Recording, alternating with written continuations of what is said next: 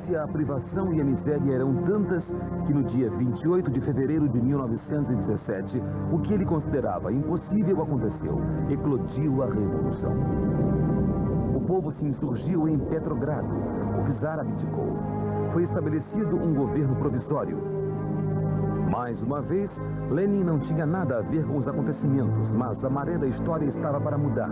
Com o maior sigilo, a Alemanha decidiu usar Lenin para seus propósitos. Когда Министерство иностранных дел Германии запросило генеральный штаб, а целесообразно ли это делать, те сказали, просто необходимо, потому что Ленин как раз тот человек, который будет вести свою линию, а она нам очень выгодна. Para os alemães, se a Rússia estivesse fraca, o inimigo estaria fraco. Para Lenin, se a Rússia estivesse fraca, ele poderia tomar o poder. Seus interesses eram mútuos. Tendo isso em mente e a pedido de Lenin, os alemães providenciaram para que ele e outros chefes bolchevistas voltassem à Rússia, de trem. Só havia um problema. Como o trem atravessaria a Alemanha sem tornar a aliança óbvia para todos? Lenin teve a ideia. Era simples fingir que as portas do vagão estavam lacradas. Die Sache ist lange umstritten gewesen. Ist er plombiert gewesen oder nicht? Sondern er ist lediglich geschlossen gewesen, die Türen waren verschlossen, damit die Reisenden nicht sich frei da in Deutschland außerhalb des Wagens aufhalten konnten. Die Kommunisten haben selber dann Wert darauf gelegt, um die Qualität des neutralen Wagens zu betonen. Der Wagen sei plombiert gewesen, also mit einem extra Verschluss versehen gewesen. Das ist nicht der Fall gewesen. Klar geworden ist, hat es außerhalb der rund 30 Reiseteilnehmer nur den Schweizer Fritz Platten gewesen, der mitgefahren ist. Zudem 2 deutsche Offiziere, aber in einem anderen Abteil. Este documento é, no mínimo, surpreendente. É uma carta de Ludendorff, o chefe de Estado-Maior do Kaiser, para o chefe da inteligência militar alemã. Ludendorff o parabenizava pelo calibre de seu trabalho com Lenin, enfatizando que a principal realização da operação fora a volta de Lenin à Rússia. Ao chegar a Petrogrado, Lenin não podia acreditar em seus olhos. Milhares de trabalhadores e soldados o esperavam. Ele imediatamente previu a Revolução Socialista Mundial, na qual ele não acreditava poucas semanas antes.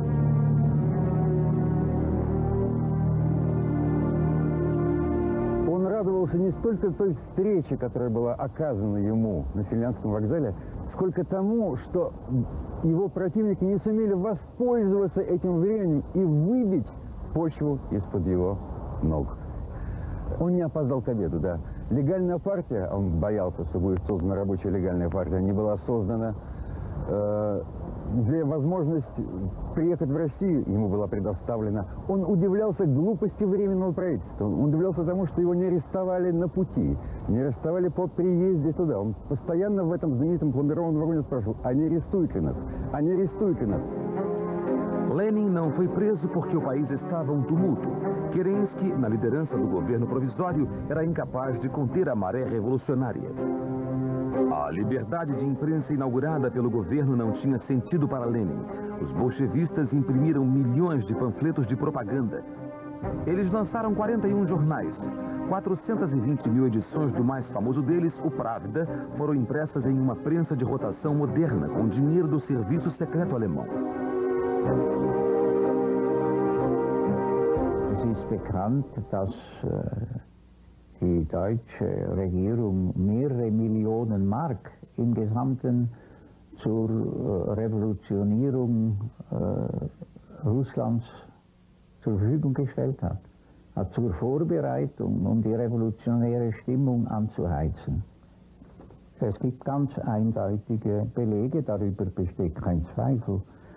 Ich kann Ihnen hier ein Dokument, eine Anweisung der deutschen Reichsregierung an das Reichsschatzamt existiert, wonach für Propaganda, ich zitiere, in Russland hier 5 Millionen Mark zur Verfügung gestellt werden. Das ist einer der Beweise. Es gibt verschiedene derartige Hinweise, die ganz klar belegen, dass diese Revolution mit deutschen Mitteln unterstützt worden ist. Os objetivos dos chefes de Estado-Maior alemães eram óbvios. Se os bolchevistas tomassem o poder e assinassem um acordo de paz bilateral com os alemães, a guerra só continuaria em um front, contra a França. O governo francês entendeu muito bem a estratégia e mandou o seu serviço secreto ir até o fundo das relações entre os bolchevistas e os alemães. Nossa investigação nos levou a alguns desses relatórios do serviço secreto francês.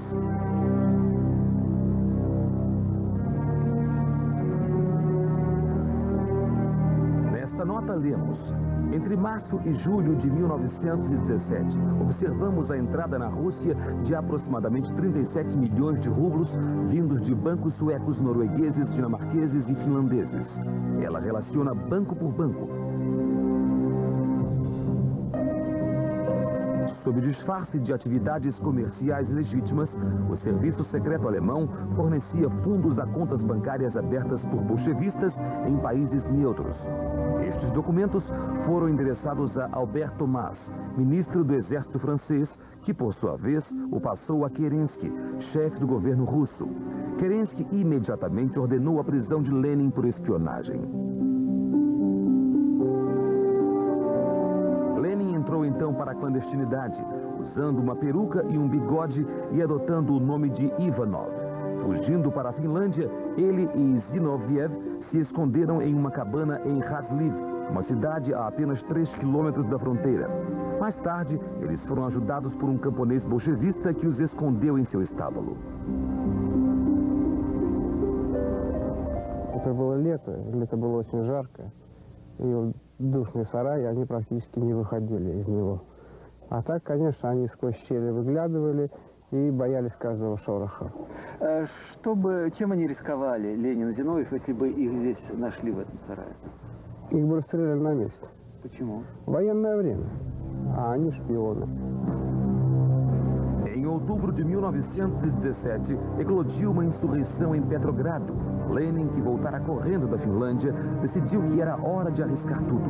Ele ordenou a tomada de assalto do famoso Palácio de Inverno, onde o governo provisório estava instalado.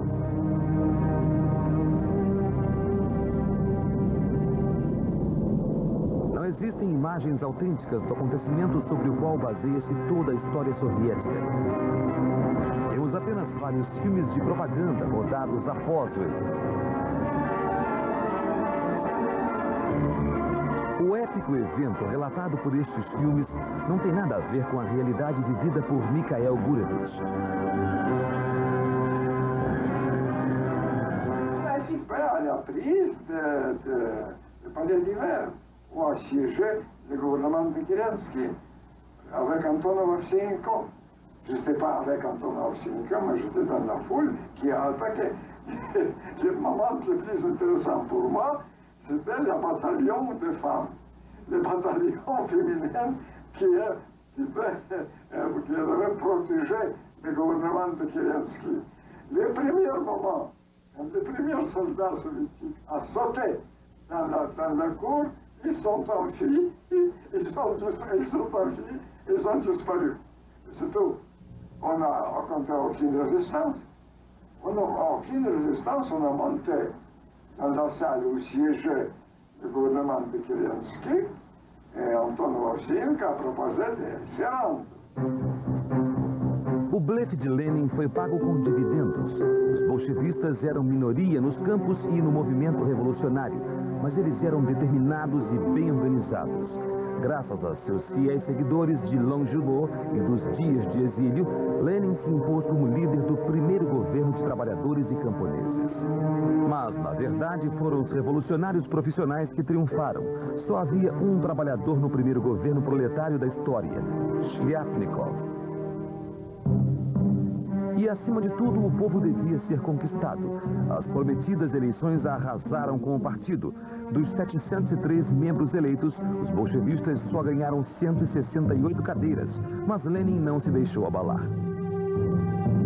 Em 18 de janeiro de 1918, o dia em que a Assembleia Pós-Revolucionária assumiria suas cadeiras, ele ordenou o cerco ao Palácio Tauride.